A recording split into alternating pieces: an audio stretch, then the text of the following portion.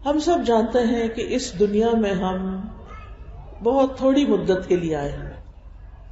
اللہ سبحانہ وتعالی نے جب آدم علیہ السلام کو پیدا کیا اور پھر ان کی پشت سے ساری روحوں کو نکالا، ساری روحوں کو پیدا کیا، تو ہمارا وجود اس وقت دنیا میں آ چکا تھا. لیکن ہمیں اس جسم کے ساتھ اب آنے کا موقع ملا ہے دنیا میں. یعنی ہماری روحیں تو پہلے سے ہی پیدا ہو چکی تھی، لیکن ہم اب دنیا میں ہوش و حواس کے ساتھ زندگی بسر کر رہے ہیں. اس وقت سے جب سے ہماری روح پیدا ہوئی اب تک کتنا عرصہ گزرا، کسی کو کچھ یاد نہیں پتا. پھر آپ دیکھیے کہ ہم چند سال کے لیے اس دنیا میں ہیں، اس کے بعد پھر ہم دنیا سے چلے جائیں گے، یعنی فوت ہو جائیں گے. فوت ہونے کے بعد لوگ قبروں میں جاتے ہیں. کبھی آپ کسی قبرستان کے پاس سے گزرے؟ آپ کو کچھ پتا چلتا ہے کہ یہ کب سے یہاں دفن ہے؟ نہیں. آدم علیہ السلام سے لے کر اب تک جتنے لوگ فوت ہو چکے ہیں وہ سب فوت ہو کر زمین کے اندر جا چکے ہیں. یہی انجام ہمارا بھی ہونے والا ہے، اور ہمیں نہیں پتا کہ ہم نے قبر میں کتنے سال رہنا ہے. ہو سکتا ہے 1000 سال ہو سکتا ہے 2000 سال ہو، اللہ ہی بہتر جانتا ہے. پھر دوبارہ ہم قیامت کے دن جی اٹھائے جائیں گے. قیامت کا ایک دن کتنا لمبا ہے کسی کو پتا ہے؟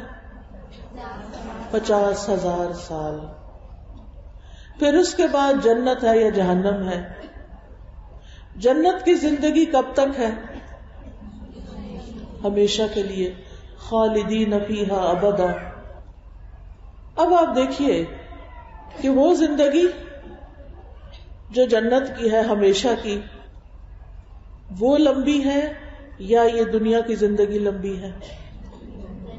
ان ساری زندگیوں میں دنیا میں آنے سے پہلے کی زندگی، پھر دنیا کی زندگی، پھر قبر کی زندگی، پھر حشر کی زندگی، پھر جنت کی زندگی، ان میں سے سب سے چھوٹی زندگی کون سی ہے؟ دنیا کی زندگی. اس لیے یہ اس کے غم بھی چھوٹے، اس کی خوشیاں بھی تھوڑی مختصر. اگر اس میں ہمیں ہر وہ چیز مل جائے جو ہم چاہتے ہیں، جو کہ ہو نہیں سکتا، یہ زندگی جو ہے یہ سب سے چھوٹی ہے. اس میں اگر آپ کو کوئی دکھ ہے، پریشانی ہے، تکلیف ہے، تو وہ بھی بہت تھوڑے عرصے کے لیے، کیونکہ اس دنیا نے ختم ہو جانا ہے. اگر خوشی ہے اس نے بھی ختم ہو جانا ہے. اگر مال اور بیٹے ملے ہوئے ہیں تب بھی زندگی نے ختم ہو جانا ہے، نہیں ملے ہوئے تب بھی ختم ہو جانا ہے. آپ کے پاس سونے چاندی کے ڈھیر ہیں یہاں، پھر بھی زندگی نے ختم ہو جانا ہے. آپ کے پاس محلات ہیں، پھر بھی ختم ہو جانا ہے. اس دنیا کی ہر چیز عارضی ہے. یہ زندگی اور یہ دنیا ہمیں کس لیے ملی ہے؟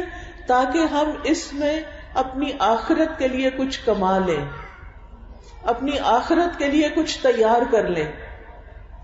اور اگر ہم اس دنیا میں اپنا وقت ضائع کر کے چلے گئے اور ہم نے اچھے کام نہیں کیے اور فضول کاموں میں پڑے رہے، صرف کھانے پینے کے شوق، صرف سیر و تفریح کا شوق، صرف گپ شپ لگانے کا، صرف دوستوں کے پاس بیٹھنے کا، کبھی اس کے گھر چلے گئے، کبھی اس شادی پہ چلے گئے، کبھی کہیں چلے گئے، تو اس طرح اگر زندگی گزاری بغیر کسی مقصد کے تو پھر کیا ہوگا؟ پھر آگے کی زندگی مشکل ہوگی. اگر اللہ کی نافرمانی کے کام کیے پھر تو پکڑ ہوگی، پھر تو سزا بھی ملے گی اگر توبہ نہیں کی اور اپنی اصلاح نہیں کی. اگر ہم نے اپنی اصلاح نہیں کی اور اللہ کی نافرمانی کے کام کیے، گناہ کے کام کیے، تو پھر کیا ہوگا؟ پھر اللہ کے ہاں پوچھ ہوگی، اور بڑی سخت پوچھ ہوگی. اس وقت کون چھڑانے کے لیے آئے گا؟ قبر میں اگر فرشتوں کے منکر نکیر کے سوالوں کے جواب نہ دے سکے تو ہماری مدد کے لیے کون آئے گا؟ کوئی بھی نہیں آئے گا. قبر میں ہمارے ساتھ کون لیٹے گا؟ کوئی بھی نہیں. قیامت کے دن کون ہمیں پوچھے گا کہ تمہارا حال کیا ہے؟ ہمارے دوست کدھر جائیں گے؟ سب کو اپنی اپنی پڑی ہوگی، کوئی بھی ہمارے ساتھ نہیں ہوگا. اس لیے عقل مند لوگ وہ ہیں جو اپنی اس زندگی کو سوچ سمجھ کے گزارتے ہیں.